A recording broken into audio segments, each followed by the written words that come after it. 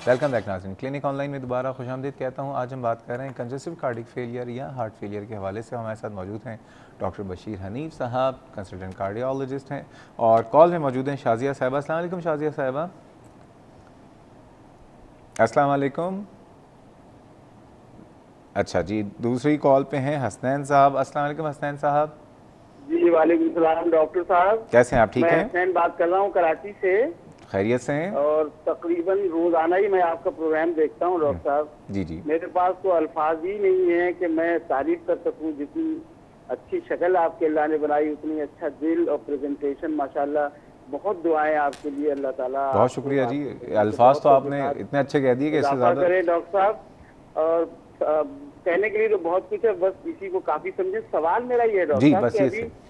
पैर की सूजन के हवाले से बात करी थी, जी जी। तो ऐसा भी होता है कभी कभी कि अगर बहुत देर बैठे रहें तो भी पाँव में स्वेलिंग हो जाती जी है। जी। इसकी क्या वजह है? एक तो ओके। ये सवाल मालूम करना था, और दूसरा मुझे ये मालूम करना था डॉक्टर साहब, आज के हवाले से नहीं, कभी प्रोग्राम कर लीजिएगा, क्योंकि मैं 65 ईयर्स का आदमी हूँ कितने? और शुरू से ही मेरी सेहत तो बहुत अच्छी है और वर्जिश वगैरह भी करता था। तो वेट थोड़ा मेरा ज्यादा है, अराउंड 90 है जो, ओके और हाइट 5'6" है। ओके। मुझे कोई प्रॉब्लम अल्हम्दुलिल्लाह दिल की, ब्लड प्रेशर की नहीं है, लेकिन एक प्रोग्राम की रिक्वेस्ट है, किसी वक्त आप ग्रैंड पे भी कर लीजिए। जी जी बिल्कुल बिल्कुल, मैं कर लूँगा। लेकिन ये पाँव की सूजन के बारे में अगर आप बताएं बिल्कुल तो अभी बहुत बता आसान दें। होगा। अरे बिल्कुल और बताएंगे। डॉक्टर बशीर हनीफ की खिदमत से मेरा सलाम अर्ज कर दीजिए, और बहुत ही उम्दा अंदाज में वो प्रोग्राम हमेशा करते हैं, हर दफा तकरीबन मैंने देखा है। बहुत शुक्रिया, अल्लाह ताला। बहुत शुक्रिया जी आपकी कॉल का, इतने खूबसूरत अल्फाजों का। डॉक्टर साहब, अस्सलाम वालेकुम। पैर की सूजन जो इन्होंने कहा कि अमूमन बैठे रहें तो उसमें भी पाँव सूज ये जाते हैं। बहुत अच्छा सवाल किया इन्होंने, क्योंकि ये अक्सर लोगों की ये शिकायत होती है। जैसे कि मैंने पहले भी कहा था कि पैर की सूजन की जो कॉमनेस्ट, जो सबसे आम वजह है, वो दिल की वजह नहीं है या गुर्दे नहीं है, बल्कि होता ये है कि जो जैसे मैंने कहा, जिस्म के हर हिस्से को ब्लड चाहिए, वहाँ जाता है और फिर वापस हार्ट में आता है, ठीक है, ऑक्सीजन दे के, और फिर बगैर ऑक्सीजन वाला ब्लड वापस आता है। अच्छा, जो खून की नालियाँ वापस ब्लड लेके आती हैं, यहाँ से तो हार्ट पंप करता है तो ब्लड चला जाता है। अब वापस आने के लिए तो पंप कहीं पे नहीं है, तो उसका पंपिंग का फंक्शन जो है हमारे मसल्स कर रहे होते हैं। जब आप चलते हैं तो मसल्स कॉन्ट्रैक्ट होते हैं और उसकी वजह से वो वेन कंप्रेस होती हैं तो ब्लड वापस जाता है, ठीक है। अच्छा, अगर आप यहाँ पे बैठे रहेंगे, खासकर जैसे आप ट्रैवलिंग करते हैं, लॉन्ग ट्रैवल होता है, 6-8 घंटे की फ़्लाइट होती है, तो उसके बाद अक्सर लोगों को सूजन हो जाती है। उसकी वजह ये होती है कि ये जो खून की नालियाँ, जिसे हम वेन्स कहते हैं, जो ब्लड वापस लेके जा रही होती हैं, एक तो ये कि उनमें वेल्व्स लगी होती हैं, वेल्व्स खुलती हैं तो ब्लड वापस चला जाता है और उसके बाद बंद हो जाती हैं। अच्छा, अगर ज़्यादातर लोग इस तरह बैठे रहेंगे नीचे, तो वो वेन्स का प्रेशर बढ़ा रहता है, और एक तो ये वेन्स की वेल्व जो है ना, वो इनकॉम्पिटेंट या वीक हो जाती हैं। तो ज़्यादातर जिसे हम कहते हैं ब्लड स्टेसिस रुका रहता है वहाँ पे, क्योंकि वो मसल्स कॉन्ट्रैक्ट नहीं हो रहे, वहाँ पे वेन्स के अंदर ब्लड जमा है, तो इवेंचुअली जो है वो उसमें से थोड़ा बहुत फ्लूइड निकलना शुरू हो जाता है और वो सूजन होना शुरू होती है।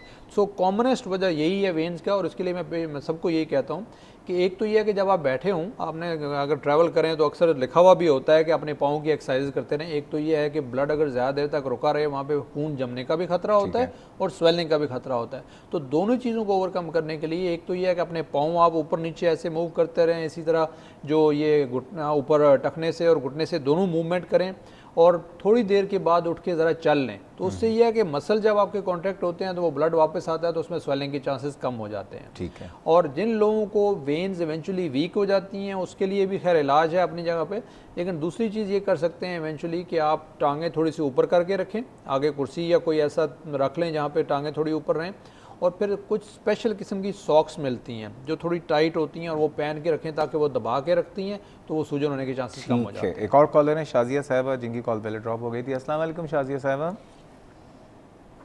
शाजिया साहिबा लाइन पे हैं या कॉल ड्रॉप हो चुकी है दोबारा इनकी? I am very sorry Shazia साहिबा। राशिद साहब अस्सलाम वालेकुम। वालेकुम सलाम डॉक्टर साहब, मोहम्मद राशिद बात कर रहा हूँ इंटीरियर सिंध से। कैसे हैं आप? खैरियत से हैं? जी शुक्र है अल्लाह का। मेरी वालदा को सर ब्लड प्रेशर की प्रॉब्लम है। अब तकरीबन 1-1.5 माह से उनके घुटने में दर्द है। ओके। उनके घुटने में दर्द है और दोनों बाजुओं में दर्द है। यहाँ हमारे पास कोई इतने डॉक्टर जो है ना, वो माना दर्द का 1 महीने से इलाज चल रहा है, लेकिन जी दर्द जी। सही नहीं हो रहा। ब्लड प्रेशर जो है उसके लिए दवा ले रही हैं कोई? जी, ब्लड प्रेशर की दवा ले रहे हैं, और ये जो दर्द की है ना, इसकी भी दवा ली है, लेकिन कोई फर्क नहीं पड़ रहा। नहीं, ब्लड प्रेशर की दवा लेने के बाद ब्लड प्रेशर चेक करवाते हैं आप? जी हाँ, ब्लड प्रेशर तो सही है, लेकिन दर्द की वजह से ना, जी जी। तो कभी कभार दर्द ज्यादा होता है तो हाई रहता है। मैं इसीलिए डॉक्टर साहब से दरख्वास्त कर रहा हूँ कि कोई मेडिसिन प्लीज के लिए कोई रेकमेंड करें। देखिए, मेडिसिन मैं आपको एक बात बताऊँ राशिद साहब, रिकमेंड करना तो लाइव प्रोग्राम में बगैर देखे मरीज़ को, तो समझ लीजिए कि अगर आपसे कोई बहुत बड़ी दुश्मनी होगी ना, तो उन दुश्मनी में आपको कोई दवा दे देंगे बगैर देखे। लेकिन क्योंकि उनके घुटने में दर्द है, तो अमूमन ज़रा सा जो एज 40 प्लस के बाद या 50 प्लस के बाद ख़वातीन के घुटने में ऑस्टियोआर्थराइटिक चेंजेस आ जाती हैं, सोजिश हो जाती है। ठीक है, क्यों डॉक्टर साहब? जी बिल्कुल सही कह रहे हैं। और इसका ब्लड प्रेशर से कोई ताल्लुक नहीं है, ब्लड प्रेशर अपनी जगह पे है, लेकिन जैसे आपने कहा कि घुटने में भी या बाकी जिस्म के जोड़ों में भी आर्थराइटिस की चेंजेस आ जाती हैं और उसकी वजह से दर्द होने लगता है, तो उसमें मुख्तलिफ तरह की दर्द की दवाएं जो हैं वो ट्राई की जा एक चीज़ ये है राशिद साहब, ड्रॉप हो गई। चलें आप सुन लीजिए राशिद साहब, कि सेफ दवा जो ऑस्टियोआर्थराइटिस अगर है, जो कि बता सकते हैं, वो है पैरासिटामोल की जो गोलियाँ जो मुख्तलिफ नामों से अवेलेबल हैं। तो 2 गोलियाँ आप दिन में जो है 2 से 3 दफ़ा आप इनको दे दीजिए, तो ये है कि दर्द बेहतर हो जाएगा। लेकिन उसके लिए मैं ये नहीं कहूँगा कि आपसे ये गोलियाँ खाते रहें, क्योंकि दर्द उनका सही हो जाए, लेकिन किसी फिजिशियन को, करीबी किसी फिजिशियन को ज़रूर दिखा दीजिए। एक और कॉलर मौजूद है। अस्सलाम वालेकुम। अहमद जमान साहब खैरियत से हैं? अल्लाह का जनाब। तो मेरे 2 सवाल है डॉक्टर साहब, आपसे पूछ रहा हूँ, सब मेरी बात है। जी जी। हार्ट बर्न जो होता है, इसका ताल्लुक जो है, अभी नाम लिया गया है कि हार्ट से ही हार्ट बर्न है, और उसमें जो वेरियस जो इसकी जो होती हैं, जो कभी जो है दिल तेज धड़कता है और कभी जो है स्लो, उसका कोई अलार्मिंग साइन है कि ये हार्ट के फेलियर से या अटैक से ताल्लुक? नहीं, हार्ट बर्न तो समझ में आ गया, दूसरा सवाल समझ में आ गया। हार्ट बीट तेज या स्लो हो जाती है। ठीक है जी, बहुत शुक्रिया, बहुत शुक्रिया। एक और कॉल है हमारे साथ। अस्सलाम वालेकुम। अस्सलाम वालेकुम जी, कौन साहब, कहाँ से? डॉक्टर साहब कबीर अर्ज कर रहा हूँ कराची से। जी जनाब, खैरियत से? सर मेरी कुछ हार्ट बीट बढ़ी रहती है, ठीक है ना, और मेरा बीपी नॉर्मल नहीं हो रहा। कल मेरा मैंने था 177 था। 177? जी। और नीचे का कितना था? जी नीचे का 110 था। 110 था। और आपकी उम्र कितनी है? मेरी 49 है। स्मोकिंग करते हैं? नहीं, कुछ भी नहीं, ना स्मोकिंग, ना छाली, ना तंबाकू, कोई यानी कि नशा नाम की कोई चीज नहीं। क्या फरिश्ता सिफत इंसान है आप? जी जी, बस ये अल्लाह की मर्जी है, समझे ना। लेकिन बस ये कि मेरे को ना हार्ट बीट मेरी बढ़ी रहती है और ब्लड प्रेशर मेरा नॉर्मल नहीं होता है, हालांकि कोई ऐसा मसला भी नहीं है। कोई दवा खाते हैं ब्लड प्रेशर की? जी मैं नॉर्वेक्स ले रहा हूँ। नॉर्वेक्स डॉक्टर कुछ पूछना चाहेंगे शबीर साहब? हार्ट बीट कितनी आपकी बढ़ी रहती है, कभी चेक किया आपने कितनी होती है?